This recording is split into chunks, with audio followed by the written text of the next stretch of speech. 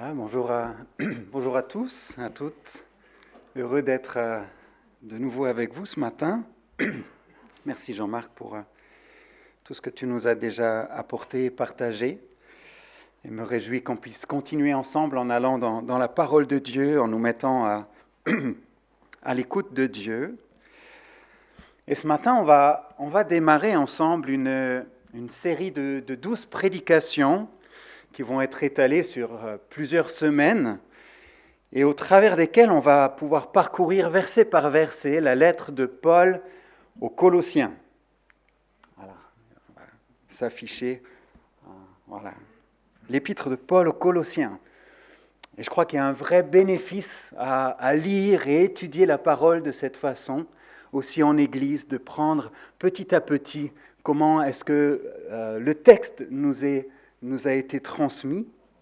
Et donc je me réjouis beaucoup qu'on puisse démarrer cette lecture suivie. Alors, je ne sais pas comment cette lettre vous êtes familière, comment ça résonne en vous. En tout cas, j'aimerais essayer de l'introduire courtement à l'aide d'une image. Je ne sais pas si vous connaissez cet édifice. Le voyez tous ? Ce sont les deux tours Petronas à Kuala Lumpur, en Malaisie, haute de 452 mètres. J'ai aucune idée de ce que ça fait quand on est en dessous ou quand on est tout au-dessus. Ça doit juste être vertigineux. Mais ce qui fait que ces deux tours ont quelque chose de très spécial, c'est qu'elles reposent sur une fondation qui est hors norme. On parle de mégastructures qui atteignent jusqu'à 115 mètres de profondeur. Et pour essayer de se donner une idée, il y a 104 poteaux en béton qui ont dû être enfoncés dans le sol, allant justement jusqu'à 115 mètres de profond, et ce, sous chaque tour, une dalle de fondation de 4,6 mètres d'épaisseur a ensuite dû être coulée autour de chacun de ces poteaux. Ils ont compté pendant 54 heures, du béton a été coulé sans arrêt dans ce radier de fondation, un camion arrivant toutes les 2,5 minutes. C'est juste fou. Et en fait, ces mégastructures ont contribué à faire entrer cette construction dans le prestigieux Guinness des records. Mais ce qui est intéressant pour notre réflexion, c'est que ces mégastructures, elles ne se voient pas quand on regarde les tours, mais elles sont bel et bien là, et elles assurent un rôle essentiel dans la stabilité de ces tours. Et si j'ai utilisé cette image, c'est parce que dans l'Épître aux Colossiens, Paul va nous parler d'un fondement, mais d'un fondement qui est encore plus extraordinaire que celui-là, un fondement tellement plus solide et vertigineux, un fondement qui est majestueux et sur lequel vient reposer à la fois notre vie sur cette terre, mais aussi notre éternité. Un fondement qui est glorieux et qui vient soutenir à la fois notre assurance, mais aussi notre espérance. Et ce fondement, vous l'aurez compris, c'est Jésus-Christ. Et les commentateurs s'entendent pour dire que cette lettre de Paul aux Colossiens est probablement celle qui décrit le plus toute la grandeur, la puissance, la suffisance de Jésus-Christ. Et ce, d'une manière assez vertigineuse parfois. On le verra, les références à Jésus-Christ sont vraiment riches, nombreuses, et elles servent non seulement à décrire la grandeur de Jésus-Christ, mais aussi à encourager et soutenir notre foi en découvrant finalement tous les impacts sur notre vie, la vie d'Église et même la création tout entière. Mais peut-être que comme dans mon exemple juste avant, de ces grandes mégastructures qu'on a de la peine à imaginer quand on regarde les tours, eh bien on a peut-être parfois du mal à réaliser ou à se rendre compte de l'assise gigantesque que nous avons en Jésus-Christ. Et pourtant, cette assise, elle est plus réelle que jamais.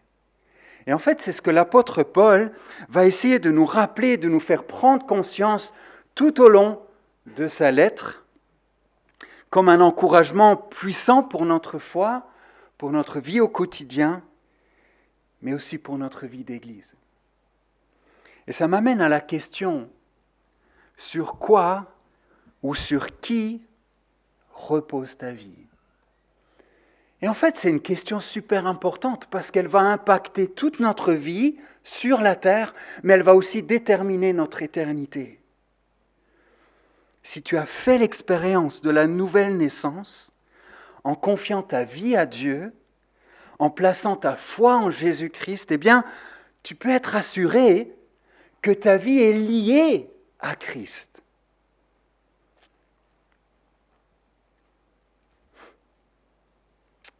Et ce, pour l'éternité. Que Jésus-Christ devient le fondement inébranlable de toute ta vie, mais aussi de ton éternité. Et c'est ce qui a conduit à choisir ce titre pour la série « Fondé sur Christ ». Parce que c'est à la fois une réalité, on appartient à Jésus-Christ, mais aussi un encouragement qui revient à plusieurs reprises dans la lettre et qui consiste à faire le choix de demeurer fondé sur lui dans tout ce que nous vivons. Et c'est ce à quoi l'apôtre Paul va nous encourager chapitre après chapitre. Alors ma prière, c'est qu'à travers cette série, le Seigneur se serve de sa parole pour à la fois asseoir notre confiance en Christ, mais aussi nous encourager à traverser tout ce que nous vivons en faisant le choix de rester fondés sur lui. Alors pour accompagner cette série, on a imaginé un petit carnet avec le texte biblique et puis de quoi prendre des notes pour ceux et celles qui peut-être aiment prendre des notes. Alors on en a un peu plus d'une trentaine, donc si vous en souhaitez un, levez juste la main et puis peut-être on a l'un ou l'autre volontaire qui serait prêt à vous les distribuer. Puis s'il n'y en a pas assez, on en réimprimera la semaine prochaine, si ça peut être une aide vraiment pour suivre. Sachez aussi que cette série, on va la porter ensemble avec l'église de Souls. Donc on va porter la série entre nos deux églises. Chaque message qui sera apporté ici aura été apporté la semaine juste avant à Souls. Ce sera une belle manière de vivre aussi quelque chose au sein de notre réseau d'églises. Alors pendant que les carnets circulent, je propose de prier encore, de remettre ce temps dans la prière et puis on va se lancer dans le texte. Seigneur, merci pour l'occasion que tu nous donnes ce matin de nous plonger ensemble dans ta parole et de démarrer cette belle lettre de Paul aux Colossiens. Seigneur, nous savons que derrière les mots de Paul, ce sont tes mots à toi. Et je te prie que tu viennes nous encourager à travers l'étude de cette lettre, que tu puisses ouvrir nos yeux, disposer nos cœurs à accueillir tout ce que tu aimerais nous faire comprendre, nous rappeler.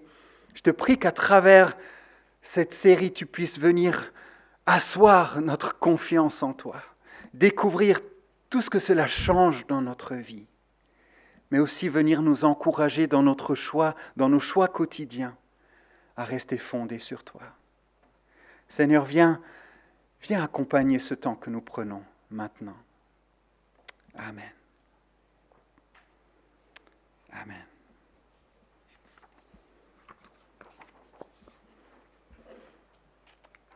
Alors pour ce matin, on va s'arrêter ensemble sur les 14 premiers versets du chapitre 1 et le titre que j'ai choisi de donner à ce passage est le suivant, « Une vie de disciple qui prend forme dans la prière ». Une vie de disciple qui prend forme dans la prière. Je vous invite à lire le texte. De la part de Paul, apôtre de Jésus-Christ par la volonté de Dieu, et du frère Timothée, aux saints qui sont à Colosse, nos fidèles frères et sœurs en Christ, Que la grâce et la paix vous soient données de la part de Dieu notre Père et du Seigneur Jésus-Christ.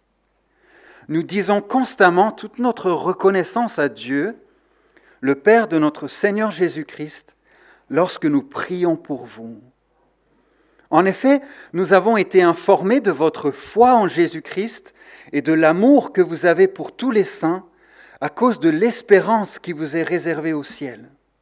Cette espérance, vous en avez déjà entendu parler par la parole de la vérité, l'Évangile. Il est parvenu jusqu'à vous, tout comme dans le monde entier, où il porte des fruits et progresse. C'est d'ailleurs aussi le cas parmi vous, depuis le jour où vous en avez entendu et connu la grâce de Dieu dans la vérité, suivant l'enseignement que vous avez reçu d'Épaphras, notre bien-aimé compagnon de service. Il est pour vous un fidèle serviteur de Christ. Et il nous a appris de quel amour l'Esprit vous anime. Voilà pourquoi nous aussi, depuis le jour où nous en avons été informés, nous ne cessons de prier Dieu pour vous. Nous demandons que vous soyez remplis de la connaissance de sa volonté, en toute sagesse et intelligence spirituelle, pour marcher d'une manière digne du Seigneur et lui plaire entièrement. Vous aurez pour fruit toutes sortes d'œuvres bonnes et vous progresserez dans la connaissance de Dieu. Vous serez fortifiés à tout point de vue par sa puissance glorieuse pour être toujours et avec joie persévérants et patients, et vous exprimerez votre reconnaissance au Père qui nous a rendus capables de prendre part à l'héritage des saints dans la lumière. Il nous a délivrés de la puissance des ténèbres et nous a transportés dans le royaume de son Fils bien-aimé, en qui nous sommes rachetés, pardonnés de nos péchés. Jusque-là, la parole de Dieu. Voici comment je résumerai le texte de ce matin. Une vie vécue pour Christ prend forme et se développe dans la prière quand sans cesse mon cœur apprend à se tourner vers lui. Je répète ça. Une vie vécue pour Christ prend forme et se développe dans la prière quand sans cesse mon cœur apprend à se tourner vers lui. Et c'est pour moi l'une des grandes leçons de ce début de lettre, parce que comme on va le voir tout au long de la série, Paul va aborder énormément de sujets, des sujets à la fois très théologiques, mais aussi très pratiques. Seulement, avant d'entrer dans le dur, la première chose vers laquelle Paul nous emmène, c'est vers la prière. Et si vous regardez avec moi le tout dernier chapitre de la lettre, chapitre 4, eh bien, on va à nouveau retrouver l'importance de la prière. Avec notamment cet encouragement, verset 2 du chapitre 4, à persévérer dans la prière. Et ça m'a amené personnellement à réaliser une fois de plus à quel point la prière est importante et combien elle devrait pouvoir accompagner et englober tous les aspects de ma vie. C'est quelque chose que je sais. Et pourtant, je dois admettre que ça reste bien trop souvent le parent pauvre dans ma vie. Et je dois remercier Dieu pour sa patience. Mais aussi pour l'occasion ce matin de pouvoir y réfléchir ensemble et de pouvoir redécouvrir toute son importance pour notre vie. Parce que en allant dans la prière, c'est vers Dieu que je viens. Et en allant dans la prière, je reconnais à la fois qui il est, mais aussi combien j'ai besoin de lui. Et peut-être qu'on limite parfois trop souvent la prière à un simple échange avec Dieu. Et c'est vrai, il y a ce dialogue qui est là, mais la prière, c'est plus que ça. Dans son livre « La prière renouvelée », Don Carson rappelle que la prière est aussi le moyen choisi par Dieu par lequel nous nous approprions les bénédictions qui sont les nôtres en Jésus-Christ. Je vais essayer de le dire autrement.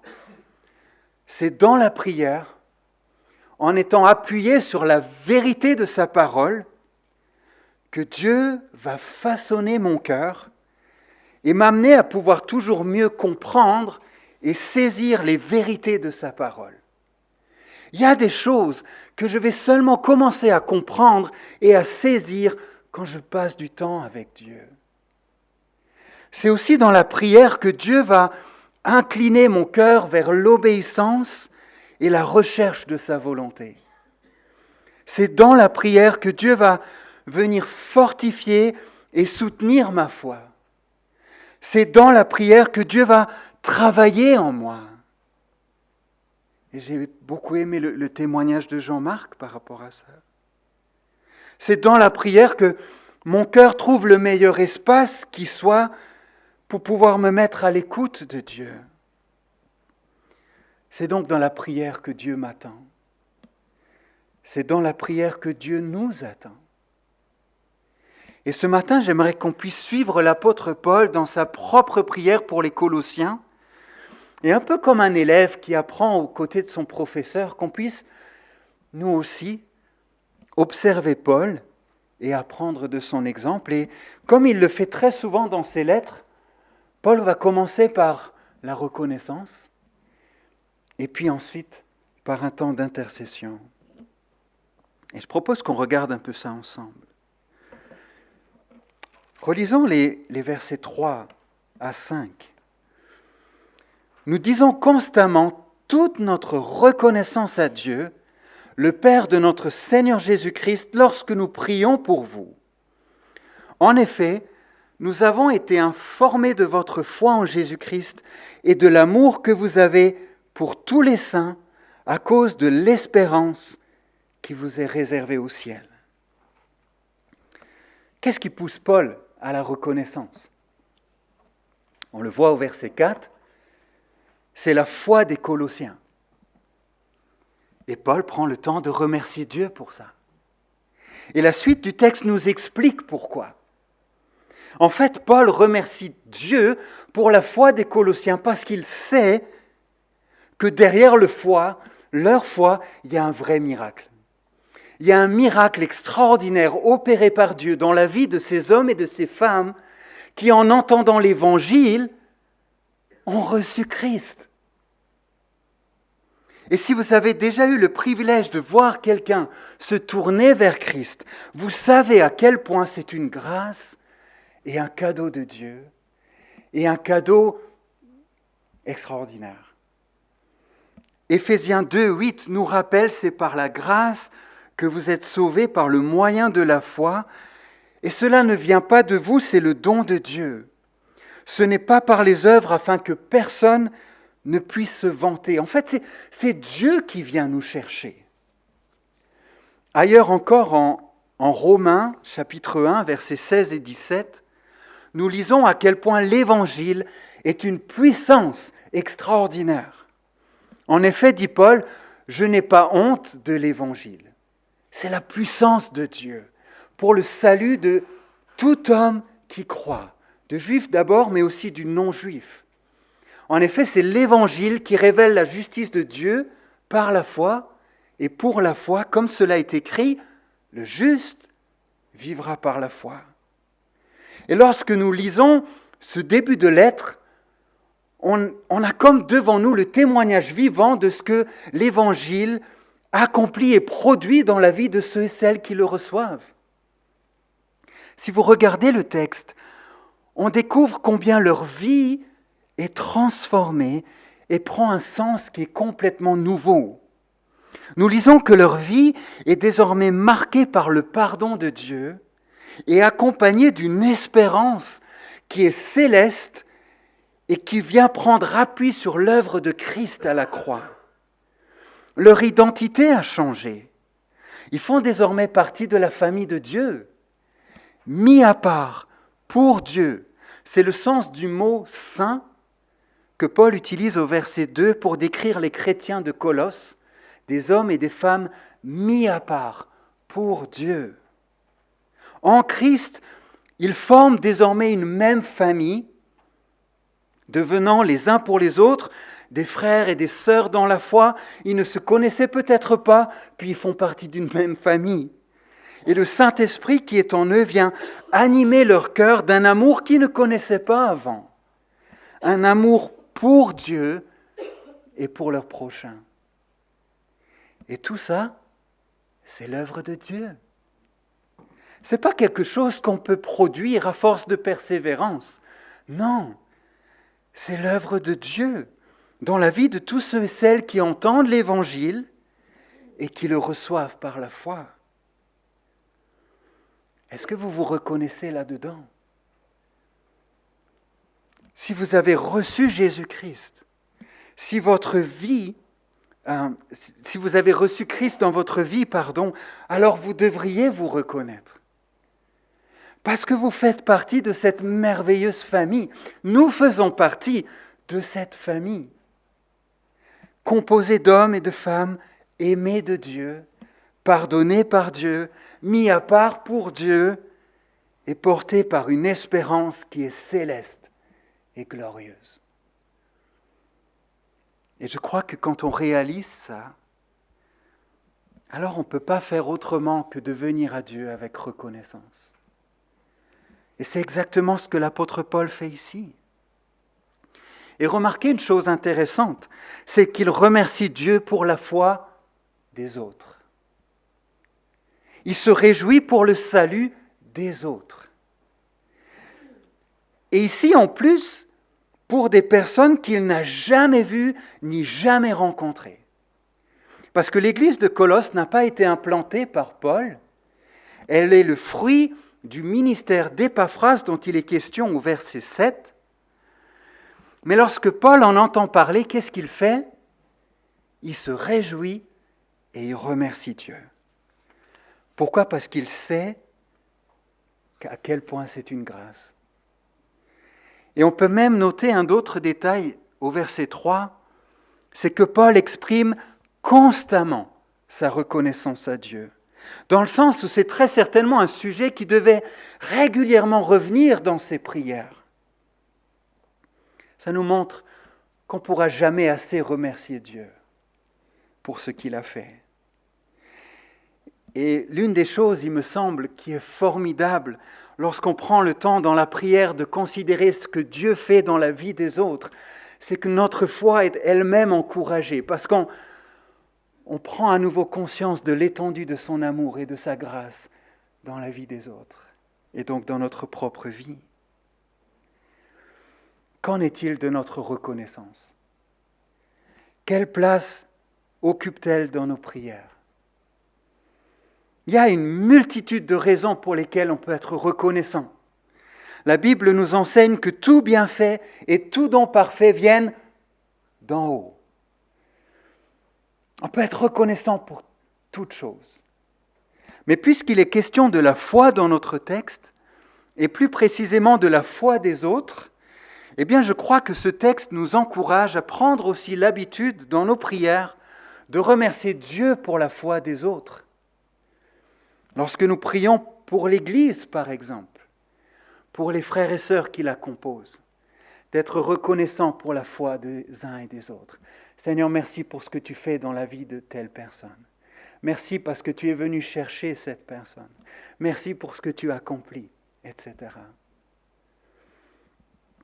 Mais aussi de le faire lorsque nous entendons ce que Dieu fait ailleurs. C'était vraiment chouette d'avoir le témoignage de Noémie Dell la semaine dernière et d'entendre tout ce que Dieu fait au Liban.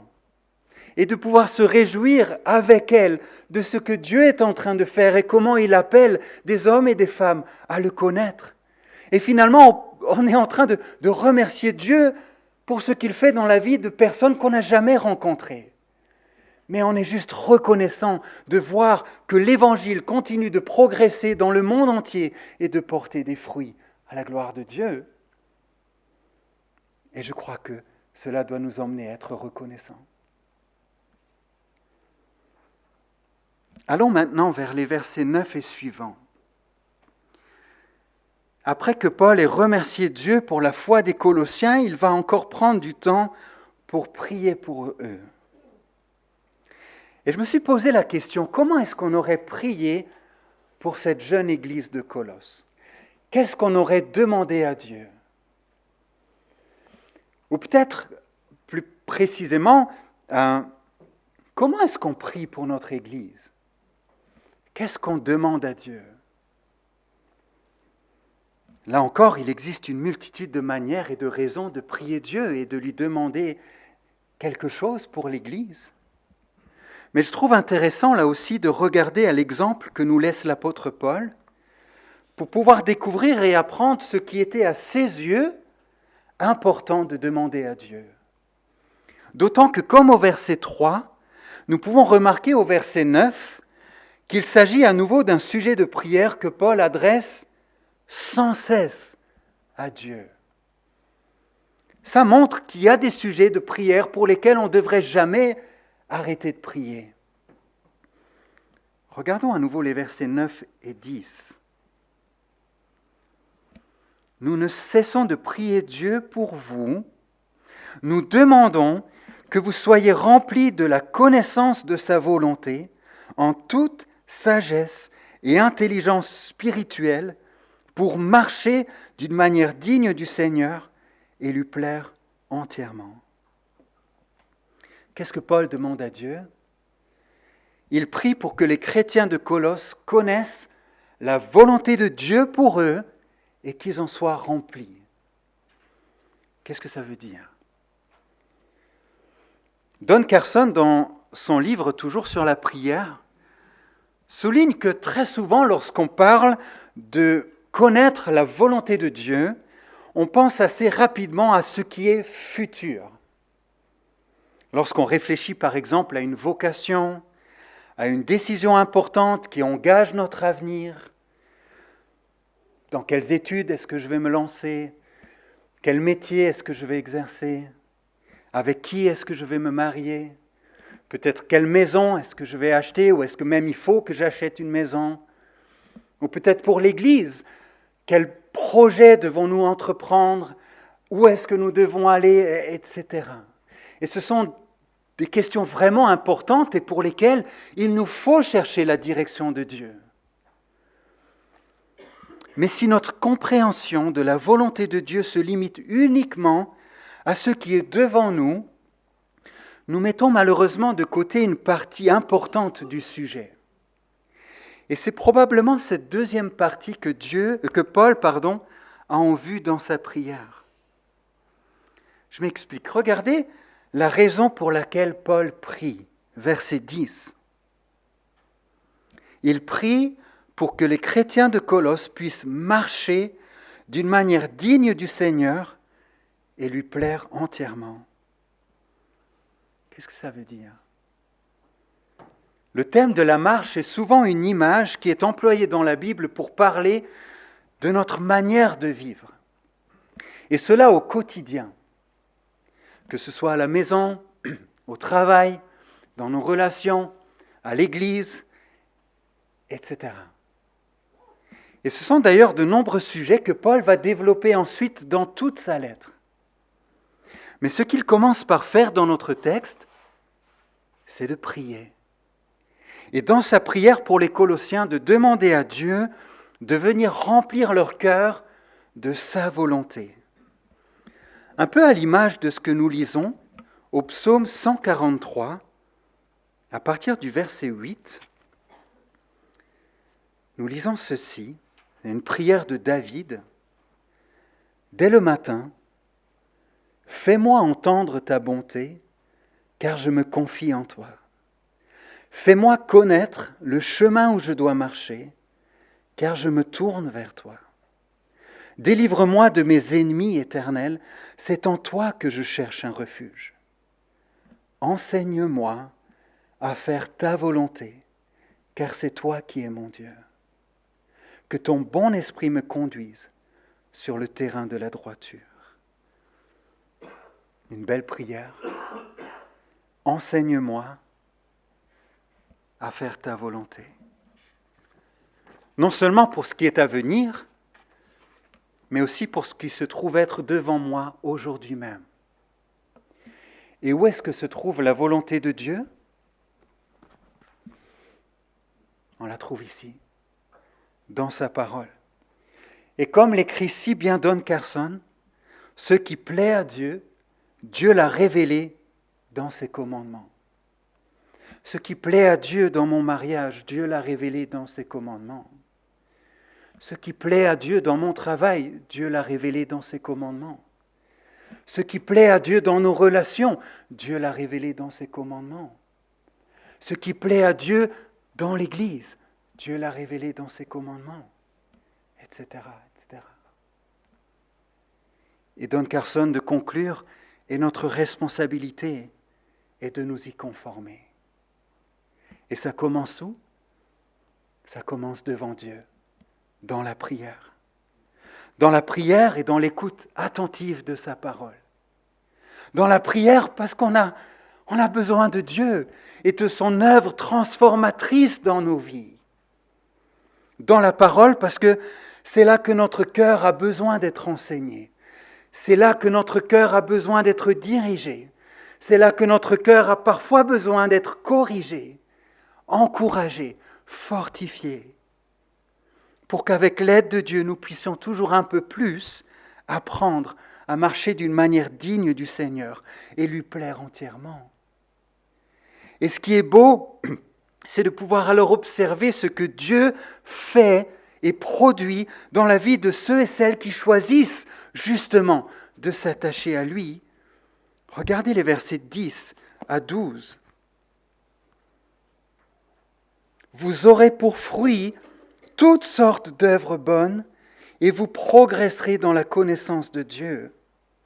Vous serez fortifiés à tout point de vue par sa puissance glorieuse pour être toujours et avec joie persévérants et patients.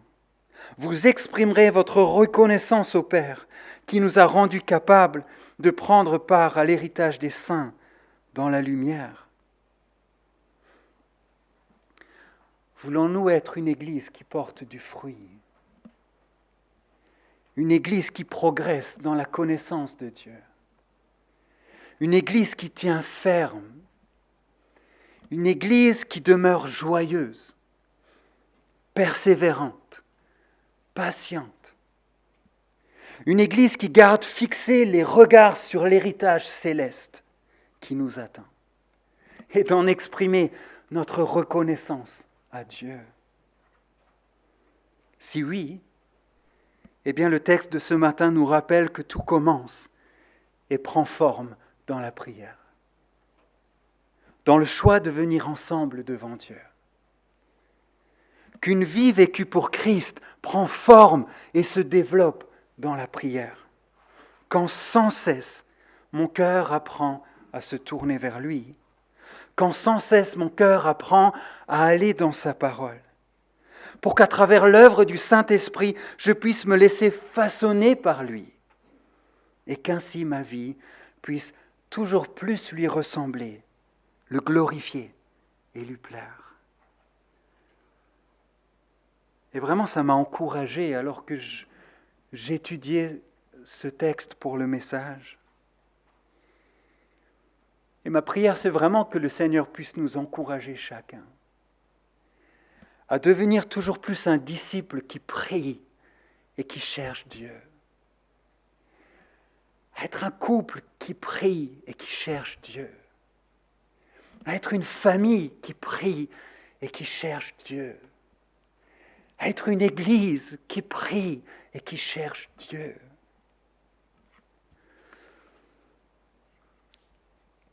Et j'aimerais terminer en nous encourageant à prendre le temps d'y réfléchir cette semaine. Commencez d'abord par à y réfléchir pour vous-même. Puis si vous êtes marié, prenez aussi du temps pour y réfléchir avec votre conjoint. Et si vous avez des enfants, prenez aussi du temps pour réfléchir en famille, de faire le point devant Dieu, de réfléchir à ce qu'il faudrait peut-être changer, ajuster dans votre quotidien, de manière à redonner à Dieu la place qui lui revient. Et ainsi à inclure dans toutes les priorités qui nous occupent si facilement, toute la semaine, mais celle de venir à Dieu, en prenant du temps devant lui, en rejoignant l'Église aussi pour nos rendez-vous de prière, parce que c'est dans la prière que Dieu nous attend. C'est dans la prière que Dieu nous attend. Dans tout cela, je crois, n'ayons pas peur des petits commencements. L'important, il me semble, c'est de se mettre en route, puis avec l'aide de Dieu, de laisser petit à petit des habitudes prendre place dans notre vie. En tout cas, ma prière, c'est que le Seigneur puisse nous y encourager. Une vie vécue pour Christ prend forme et se développe dans la prière, quand sans cesse mon cœur apprend à se tourner vers lui. Amen. On va dans la prière ?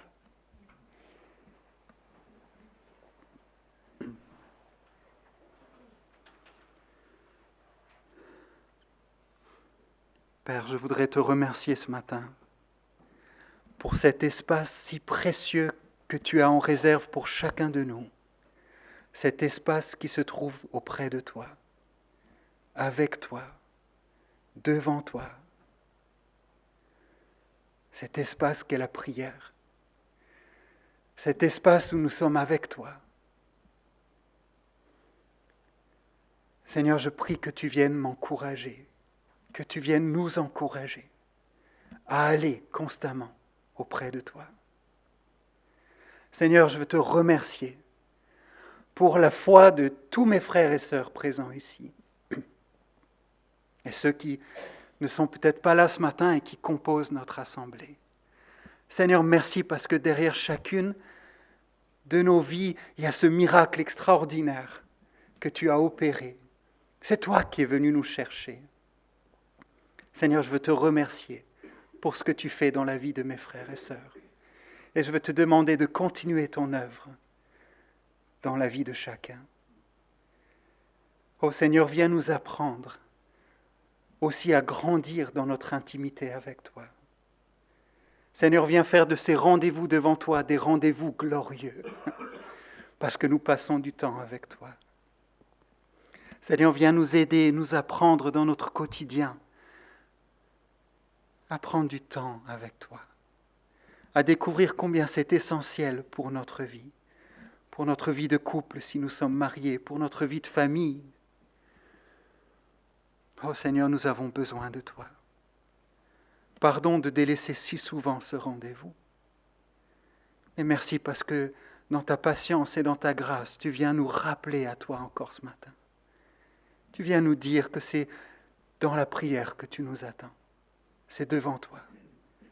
Seigneur, permets que nous puissions repartir avec cela ce matin et aller un pas en avant.